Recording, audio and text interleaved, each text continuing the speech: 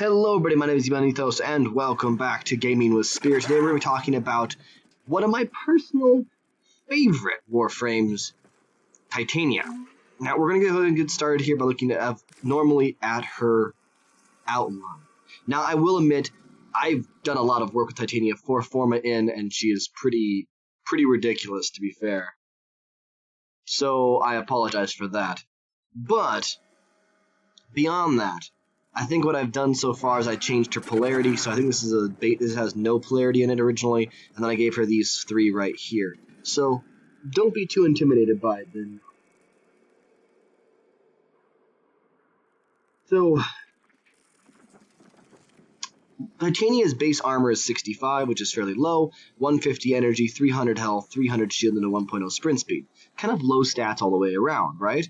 One of her biggest benefits is that she has two, not one, two exalted weapons, the Dexpixia and the Daiwada. Now the Dexpixia has some pretty disgusting stats. Mostly the fact that it has 10% critical chance, which is bad. But it has a 25% status chance, which means you can get pretty close to like 80-90% status if you put the right mods in. Which, as you can see, I formed this once. But it also has a high slash chance. So one of the biggest things that you'd run with a Dexpixia is trying to build that for as much status as you can and building that slash up. Now, the Daiwada, of course, in of itself, is a crit-heavy melee weapon with puncture damage, which is kind of weird. So one of the things that a lot of players don't really care about is the Daiwada. Now, we'll go ahead in here, and we'll just show off her abilities here. We'll bring out our normal level, well, not level 135s. We'll bring out our normal level 30 Lancers here. Paused AI, boom, boom, boom. There we go. So, one of the things that's very interesting about Titania is this. See this thing right here? This pool of kind of these updraft things? That's one of her abilities. That's her passive ability, which is called, well, bullet trampoline, I guess you can call it.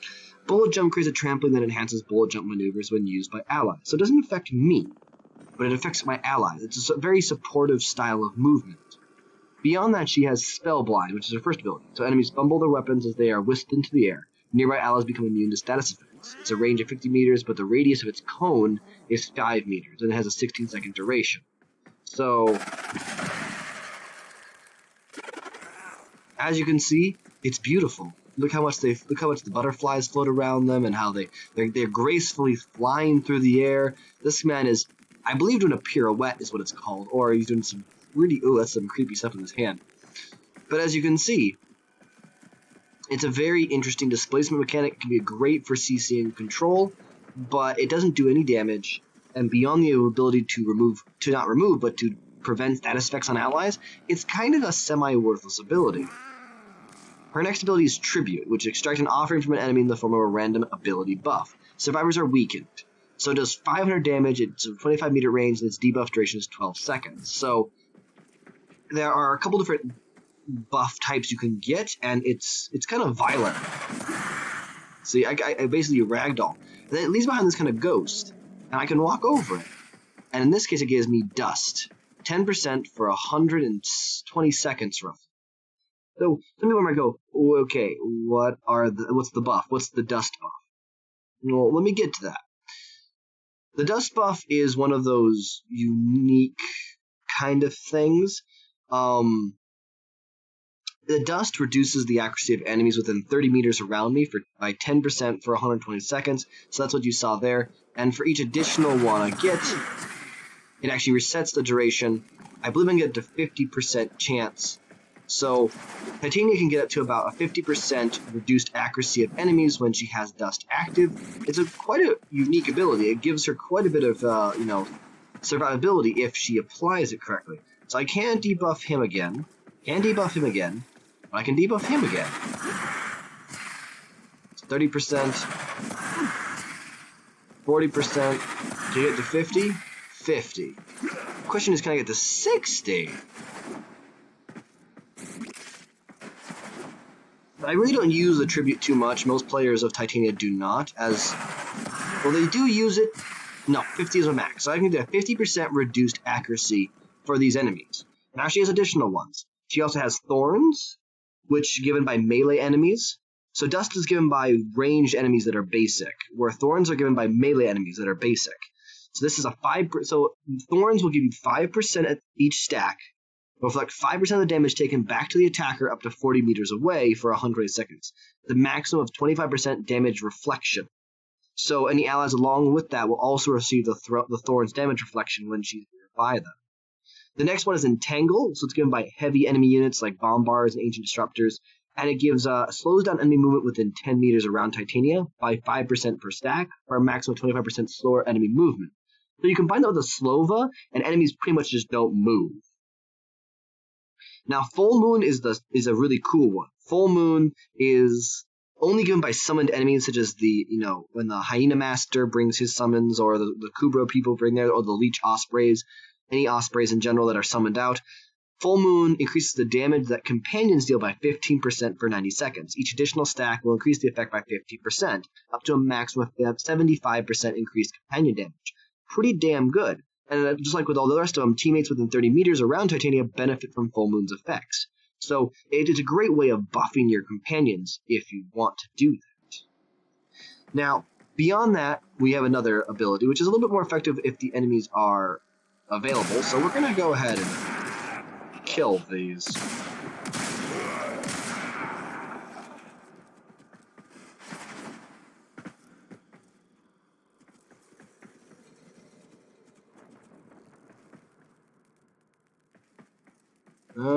Boom.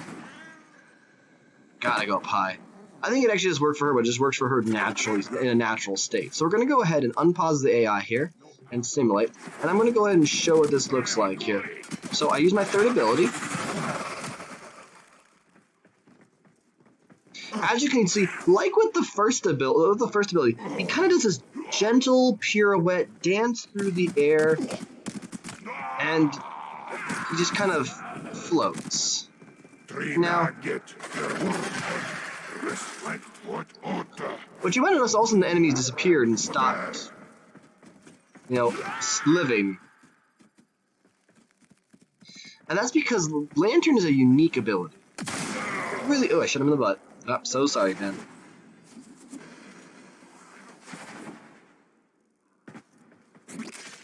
So basically, the way that this functions is that Lantern creates a swarm of razor flies that transform an enemy into an irresistible floating beacon, attracting witless comrades and finally exploding, which you kind of saw near the end there when he went flying off the edge. So the range that I can cast it at is 25 meters.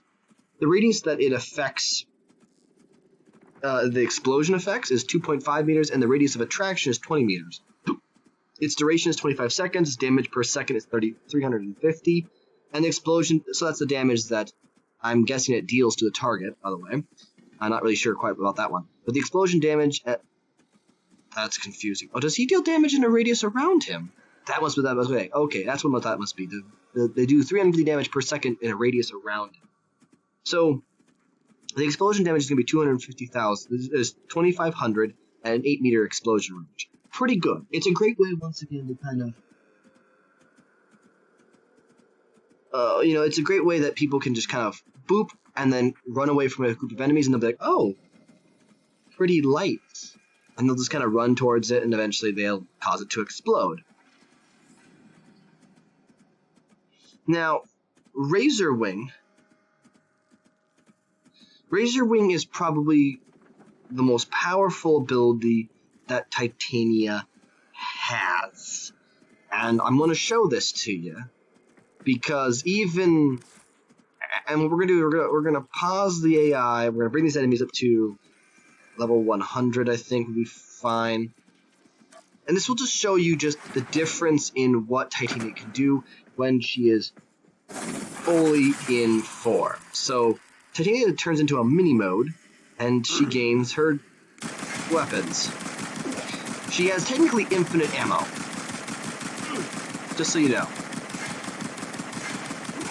Infinite ammo. It regenerates just like, a battery and she just just keeps laying into people. Her high status chance and crit and slash allows her to shred through things. Now again, remember, this is a 4-frame with 4 mark granted, but no mods whatsoever in any of its weapons.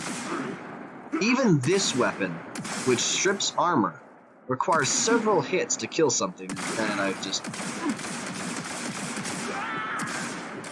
So now imagine if the weapon we're talking about has a high status chance, was considered an exalted weapon, and had modifier.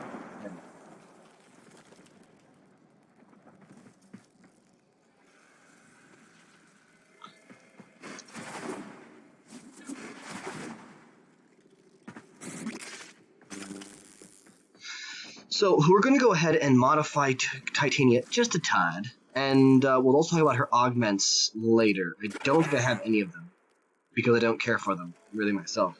So Titania is a dash polarity, which I've polarized into her, so I'm going to throw that in. Otherwise, you usually get about 7 from her static. So we'll go ahead and throw on Loot Detector, because it's fun, and Energy Siphon is probably more likely what you're going to probably have with her, or Corrosive Projection. So what do you build her? Matter Eye, you want, if you're doing an economy build, you of course want to do continuity, you want to intensify. If you're doing, and that's pretty much all you need to throw on there, because she's such a low armor, such a low health, you don't want to play her like, tanky. It just doesn't work. So instead you go to your D polarity. Now in your D polarity, once again, I heavily encourage you to drive, Vitality. Steel Fiber isn't going to help you, as you can see, very much, so Redirection, giving yourself that 700 and 700. If you have Vigor, use Vigor, and then maybe throw on something like, hard to say. Maybe throw on something like Augur or Cord for extra shield regeneration, if you have that. Or Aviator. Most people have Aviator. And I would greatly recommend this if you're going to be running Titania, because her 4 is kind of her main bread and butter. Reducing that damage by 40% when she's airborne is super viable. So, if you can, Aviator and Vigor as an alternative to, Redirection and Vitality. Her dash polarities, as always, I recommend people running her with Flow, because she's going to need that extra energy capacity, along with, in this case, I recommend people give her some extra duration with Augur Message if they have it, Streamline, and then on top of that, Natural Talent. If you have Natural Talent. If you don't have Natural Talent, once again, giving yourself some stretch can be useful as well. So kind of having a nice little balance build is a good idea. If you don't have some of these mods, I understand. Fix, Fiddle. And for the most part, what you want is Titania to be slightly survivable, but while at the same time having kind of a balanced range of abilities. Because what you're looking at here is all of this is going to change. Look at that, 72.5 meters with her Spellbind just from that. Just from that. Her tribute does more damage, its range, its debuff would last longer. All of her effects increase simply based on that. And having that kind of that little bit of efficiency, a little bit of duration drops her down to 2.27 energy per second and increases her damage there. Now for her Dex Pixia, an economy kind of build for her. Again, you're going to be looking at things like Hornet Strike. You want to throw on that extra damage. When it comes to, if you have it, give yourself, if you have Lethal Torrent and Barrel Diffusion, which some people get right about the time they have her, put those on.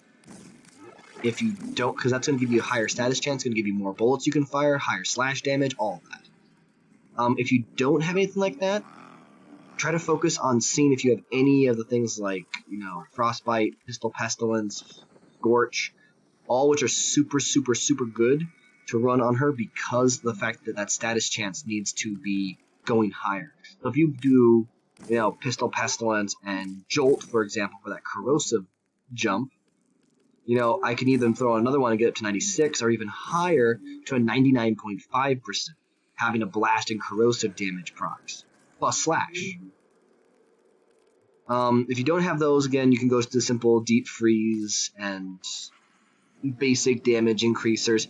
But I try to tell people to stay away from too much that's outside them. Reload speed with the Dex Pixia is going to give you a faster amount of... Well, I won't say a faster amount. I would say an increased amount of bullets that are regenerated and very, very quickly. So it might be a good idea. Don't put pistol ammo mutation. It is a horrible idea. There's no reason to do so.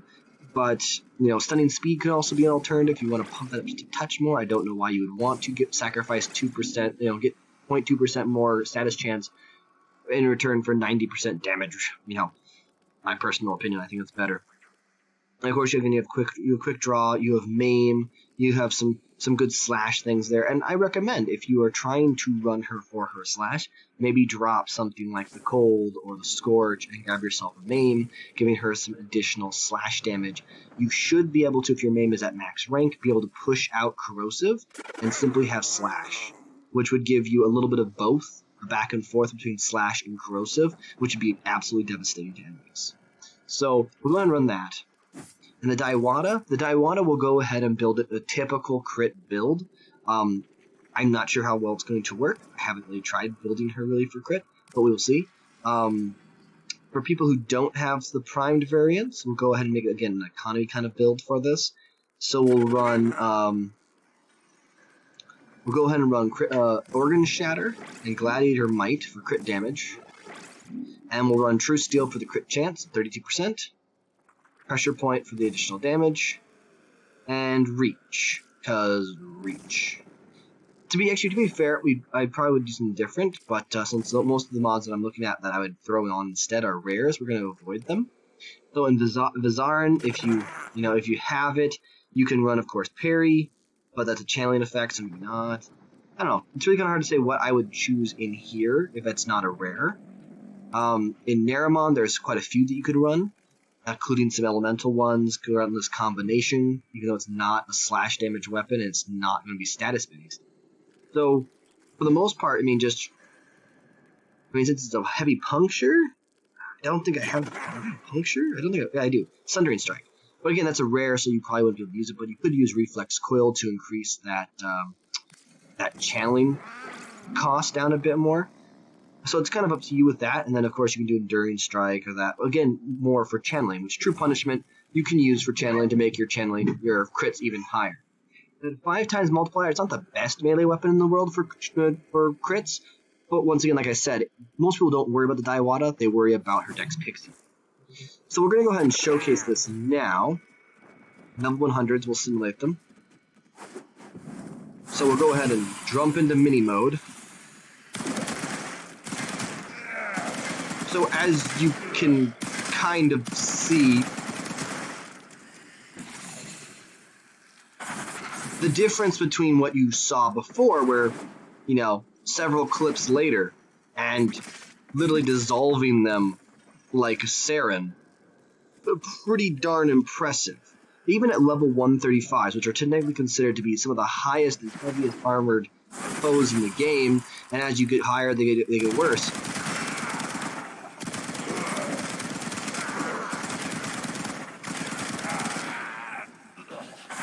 Titania just dissolves them. And this is one of the reasons why I've played Titania so extensively in my time of playing this game, because Titania can just wreck through people, even without the augments people say make her necessarily better. She just, with the build that I gave her, even an economy build, makes her absolutely devastating to enemies with a very basic setup. You can do this with just having a polarity on your aura. And, well, granted, I also have polarities here which drop the requirements of these, but still, having this basic, more semi-survivable, semi-damage, they're 130% power strength, and just having the right mods on my weapons for Titania makes her 4 absolutely devastating. Now, if you look at what I usually run this, which is 220% power strength. And if you want to see what this thing can do, it's going to terrify you. It will give you nightmares for the rest of your life. I'm going to now drop it in there.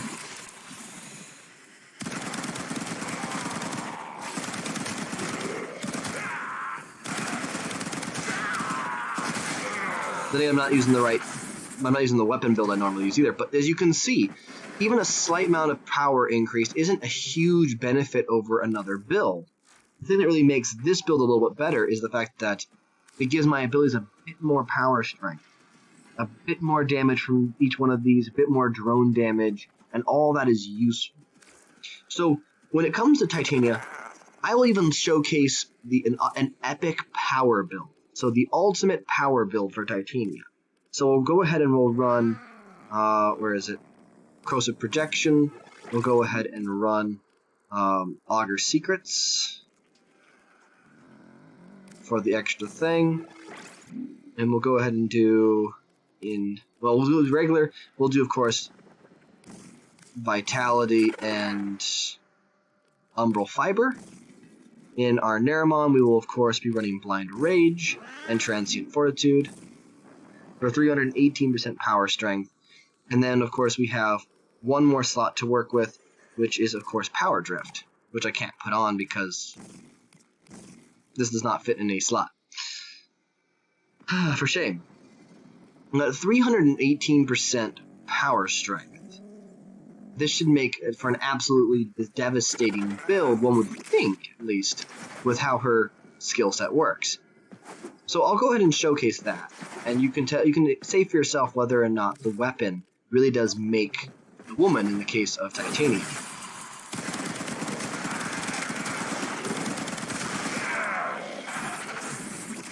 So, as you can see, a few less shots, but still pretty heavily dependent on the Dex Pixia's upgrades. So whenever you hear someone going, "Oh, my Titania is amazing, I've got her fully modded out," you have to ask them, did you modify your Dex Pixia? How is your Dex Pixia working out? Because that's the real determination. Is your Dex Pixia as good as you think? Now with this build, I have 14 per second, which is much freaking faster and much more devastating because of that. This one is a little bit more higher status, corrosive, puncture, slash, all impact, heat, slash, and corrosive, tons of damage. Even better, in my opinion, for a build-wise, running this. I actually think that I would prefer this build for my Titania just because of how effective it actually is. So, what is Titania's augments? And in fact, how do you get Titania? Well, you get Titania through a quest called the Silver Grove. And in the Silver Grove, you have to create these apothecs. And the apothecs are created by, well, I'll even show them to you in the foundry here. The apothecs are created, they are considered a Gearhead? Gearhead. Yes, here they are. So you have 3 of them that you go through. So you have the Nightfall, the Sunrise, the Nightfall, the Twilight, these ones here. And as you can tell, they have some weird ones like Lunar Pitcher, Lux Claw, what are those? Sunlight Jade Leaf. These are actually plants that exist in every single tile set that you can scan. Your Helios, if you have one, will scan them for the first few times, but after that, you have to deliberately scan them yourself. They do not get automatically scanned by Helios. And you have to scan them to get the parts to actually build the apothecs. So, it can take a while if you're not lucky and don't find the plants in question right away. Even after you've completed the quest, which is Silver Grove. So, where is the Silver Grove? So the Silver Grove is a new Loka quest that you'll find once you hit a certain, mastery rank. It's probably the best option because by then you might have enough warframes or power to do this. But you go to the new Loka and you can talk to them about the Silver Grove quest. And the Silver Grove quest is quite fun, actually. I actually had a lot of fun with it. But basically, you go to the new Loka leader in the relay, so she's behind the door with the new Loka symbol on it. And you can talk to her about the Silver Grove quest. And to be fair, so here's the new Loka symbol, by the way, in case anyone's wondering. It's this one right here. And a really fun quest. You gotta use the apothecs on this altar and then fight the different specters that show up, including at the end the Twilight Apothec, which is what actually a lot of people will actually try to build all the time and go do runs for it, is Oberon Thearch, who is incredibly hard to kill. Heads up warning about that. But they also will farm him for what's called Growing Power, which is a limited mod that drops from him, which I believe I have the scan, so I can show you in the codex. Here. Universe, frames and arcwings, search for Oberon. Nope. Well, maybe is it considered an enemy? It might be considered a faction enemy? No. I have Oberon himself actually in So he would be considered a weird one. Unaffiliated, maybe. No, he's not there either. Okay. Well, Oberon Fayark is kind of an interesting unit. He's very, very powerful. Very, very hard to kill. But once you beat him, he has a chance of dropping Growing Power, which is an aura mod that people love to use because it gives you 25% increased power strength. So, basically, that's it. That's Titania in a nutshell. The only thing we still have to talk about is her augments. So what are her augments? Well, you can find those out by looking at the new Loka themselves, their offerings, of course. So let's see if we can find them, because I'm not a person of the new Loka. Go figure. They hate me with a passion. So we can find them somewhere. That's Octavia. Oh, Titania. So she has Beguiling Lantern, which attracted enemies take 100% more melee damage. So in a weird way, it's a good augment to stealth melee people.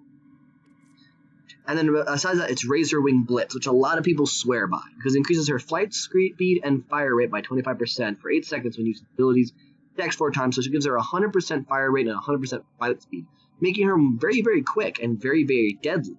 I will admit to that. But I would rather use mods to increase kind of an overall generalization of stats. But as all of us have seen, her Dex Pixie are really where her power lies. Now, Titania is scheduled for a rework, I believe, in part 2 of Fortuna, so we'll definitely be seeing some changes to her when that time comes. Until then, everybody, I hope you've enjoyed watching this quick, in a nutshell, visual of Titania. I'm sure I will get complaints about it. I always do get complaints, not usually on my YouTube, though, which would be kind of nice, because then I get people who would actually comment. But if you do like the video, hit the like button. If you want to see more of the Warframe in a nutshell, subscribe. And to be fair, if you have bad comments, good comments, leave them in the comment section. I'll get to them. Until next time, everybody, have a great rest of your week.